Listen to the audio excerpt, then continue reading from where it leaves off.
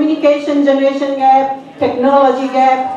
And when we talk about technology, I'm telling you, when I talk to my son, my teenager son, he tells me that, Mom, Facebook is your generation. Our generation don't use Facebook. So technology gap is just going so fast. So let's put that aside and let's talk about those 3 topics that we have picked today, that we can talk and see what the parents and kids are at least thinking, what their thinkings are, okay? So my first question, I'm going to start with the parents because I know this question parents love it and they keep talking to their kids all the time. So my first question is, the screen time should be limited or not? So from the parents, who would like to, okay, go ahead Manoj, right? Jai Jalaram everyone. Okay. Jai Jalaram everyone. Good evening. Screen time should be limited for the kids as I mean because they have to do a lot of activities like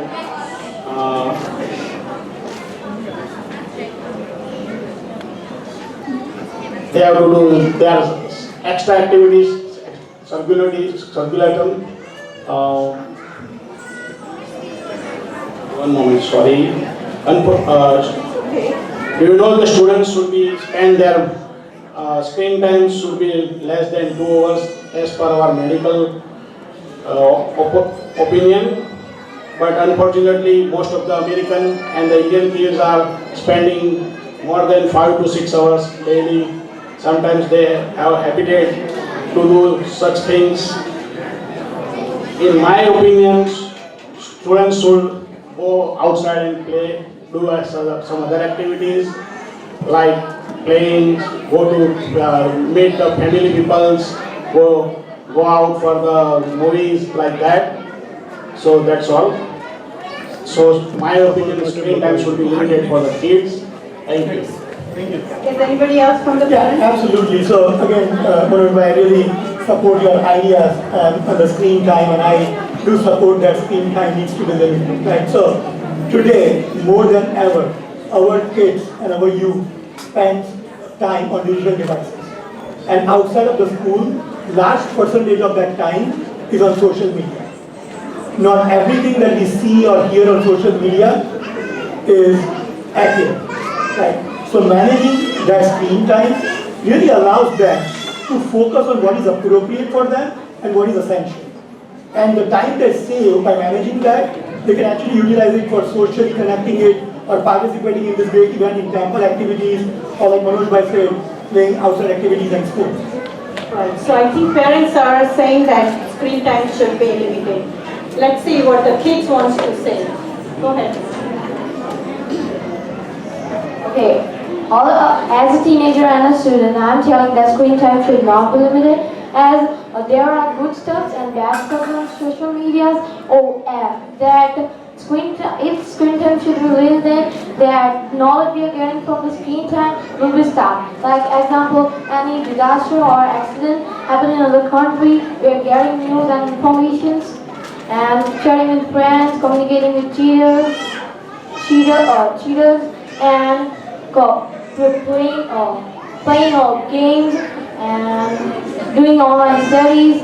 And if anything is wrong at home, we can fix it up by going Google or seeing videos. You're right. That's true. Nowadays we do get the news very fast, within 1 minute. Anybody else? Raj wants you to say something. Alluding to what Deepa said. Kids need screen time for their academic and personal growth. They can use screen time for their homework, research, studies, and practices. We use our screen time to collaborate and learn more with friends. This helps with our social connection with family and friends. Well, we hear both. The kid says that they should not be limited, and parents say it should be limited. We'll just have to find a middle ground, I guess. But because I agree with both sides. So let's talk about the second question. The second question is, could India have achieved its independence sooner with a forceful approach, or non-violence is an optimal approach to get our independence. For this, I'll ask the kids I will go to the kids first. Okay, that's Juhi. In my opinion, I think non-violence because it can kill innocent people. Like one example is the Jallianwala Bagh, where they were just peacefully protesting and they died for them for no reason. And another example is Ukraine and Russia, where people got killed for no reason. It's true. Those are innocent people get killed, so non-violence is something that I agree to. Is anybody else from the kids? Go ahead. Recent researchers have demonstrated that non-violent strategies are twice as effective as violent ones because organized and disciplined non-violence can disarm and change the world and our lives, our relationships, and our communities. And war is not the only way to bring peace. Like there are many other alternative ways, such as negotiating to terms while reasonable for both the countries and hence resolving the problem. War also causes mass bloodshed and destruction. That's right, Corey. I agree with you. There is other way we can do it. Negotiation is one of them. Does anybody? Oh, Raj wants to say something too. The British rebellion were heavily armed with advanced weaponry, leaving India with the slimmest chance of victory if India began with a forceful approach. And any violent action leaves behind traces of hatred and anger that do not get erased that quickly and easily. 38.5% of respondents in the army have showed that they have symptoms of depression. After warfare, 51.8% stated that they have anxiety levels. 28.4% have stated that they have experienced PTSD after war. Yeah, so Raj was saying that, yes, he also believes in non-violence because after the war there are so many mental health issues, so that's why I guess he supports non-violence. Well, kids supports non-violence. Let's see what the parents has to say. Go ahead, Anand. Hello everyone, I'm Jalaram. To answer to your question, I would say that India could have achieved its independence sooner with a forceful approach, with in return would have helped the country develop sooner. I appreciate kids' point of view and agree with the first non-violence approach, but up to some timeline. Still, I also think that they must understand why and when a forceful approach is necessary to better humanity. History has taught us a lot. Let's look at our epic Mahabharata. Everyone knows about it, where we have learned that the forceful approach is also a dharma, meaning it's duty, morality, and even some call it religion. There's an excellent quote from Bhagavad Gita that says, it is a sin to commit injustice, but it's a greater sin to tolerate injustice. And I believe that's true, because if you only follow the peaceful approach and continue to tolerate that injustice, then it gives the offender a courage to continue with these sins.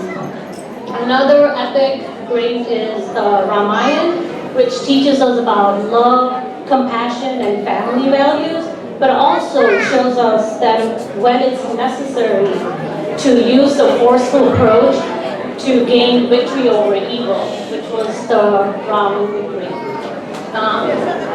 To sum it up, I would say that I believe that it's all about a balance. We must sacrifice something today to gain something for a better tomorrow and a well-being of a great nation. That's my opinion. That's excellent. Thank you. Awesome. That's wonderful. Okay, go ahead. So I would like to add a couple of points to that. I'll take the discussion back into the Mughal era. So if you guys are able to recollect some history back in that time, so Mughals were intimidating to sack a war. Basically, because of the war, they would have some form of communication. But in reaction to that, Maratha and a few other communities basically would attempt to peacefully solve it first. But it wouldn't work out, and then they would have to counter a forceful approach, and that they would have to conquer subsequently. So that is one of the examples. There are, pretty sure there are a couple of other examples my fellows would like to share here as well. Is any of, go ahead. Hi, Jalaram everyone. I would agree with the Hemapan and the Ritu. I would say the fourth school could have helped India to achieve independence earlier, because how long you can take their violence. Just for an example, Jallianwala Bagh, so many people died. Even if we fight, yeah, some people will die, there will be consequences, but at least we could have achieved independence earlier. So I would say the force to create the pressure and to create the fear in their mind, and they will go to step back and think, oh, if we do this, they will do something against us. So I think the forceful way could have helped India to achieve independence earlier, as the example of Mahabharata, Ramayana, even Bhagavad Gita, even Nutrition. It could have helped us, to achieve independence earlier. So in my opinion, yes, the forceful way could have helped us India to achieve independence earlier. Thank you. Wow. You know what? I was thinking in this question, kids is going to support the violence and parents are going to support the non-violence. But here it got reversed. Kids are believing non-violence and parents think that violence should be okay if it's needed. So wow, it surprises every time. Okay. Parents and kids, if you please make quiet, kids especially, on the right hand side of the stage, we are listening so much noise. So if you can keep quiet, please. Thank you. Okay, so my third question is, should kids be measured by academic performance? And I'm going to start with the kids because I know all the kids, they love this question. So, okay, I will, wait. I know, but I know you want to answer it. Let me talk to your dad first. How about that? Because that's going to be I know what you want. So let me talk to your dad first, okay? What your dad thinks about it, okay?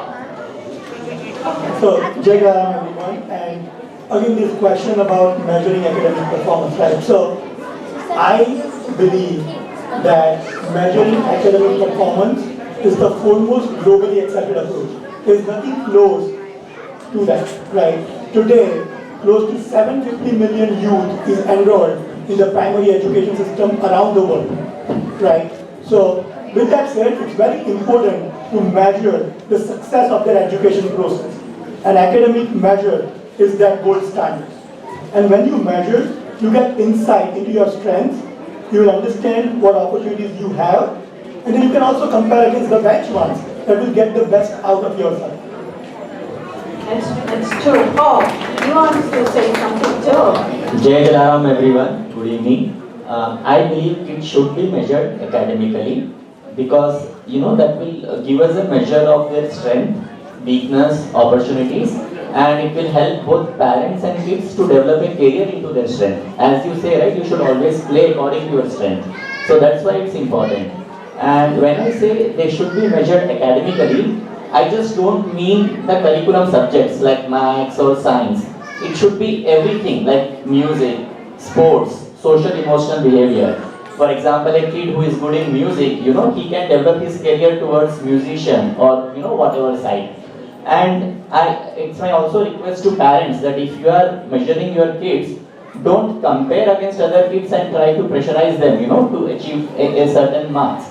You should rather see, oh, my kid is good in this, so let me explore, around that area. And kids should also not, compare against someone. They should see, okay, if I am scoring this much, and if someone is able to score without taking undue stress, how can I improve, right? So it will give us that improvement opportunities. So that's what I think.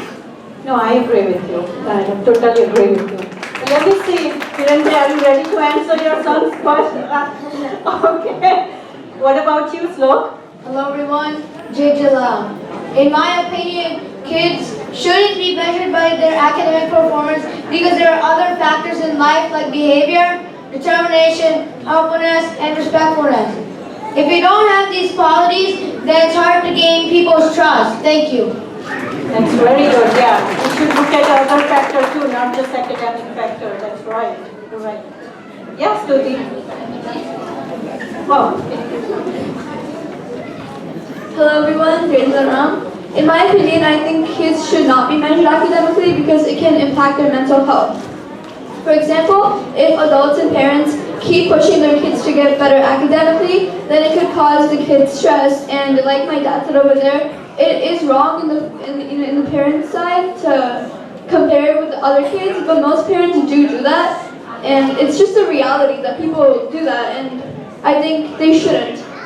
And also, if parents stop measuring their kids academically and focus on something like creativity, world experiences, stuff like that, then the kid would get better in other areas, and you need to be good in all areas to succeed in life. And talking about success, many successful people like Bill Gates, Elon Musk, they got bad grades in school and they didn't do well academically, and look where they are now. So that just shows that you don't need to be good academically to be successful in life, which is why kids should not be measured academically.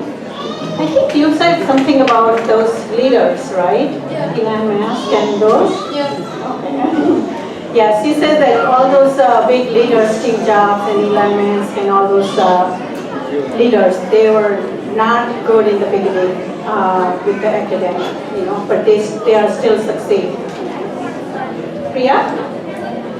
Although I believe that academics are a vital aspect of education, the child is robbed of opportunity to develop beneficial skills such as cooperation, empathy, and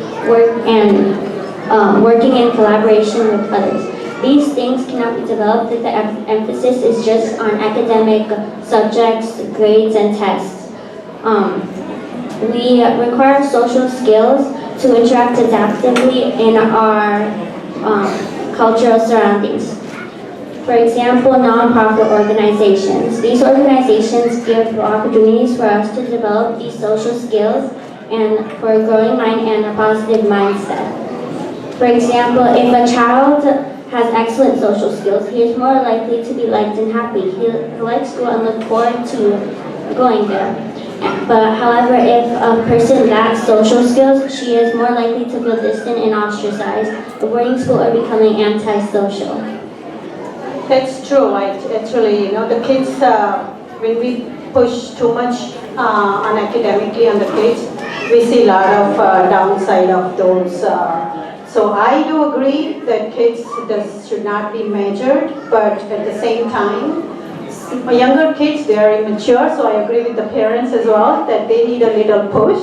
That's my opinion. It's not true, that doesn't mean it's true, but well, we have lots of other programs, so these are the 3 questions we have prepared, but there is a lot of other things. Kids and parents, they can talk at home and think about, how we can close this generation gap in some of the issues that we have today. But until then, thank you all the parents and all the kids. Thank you everybody.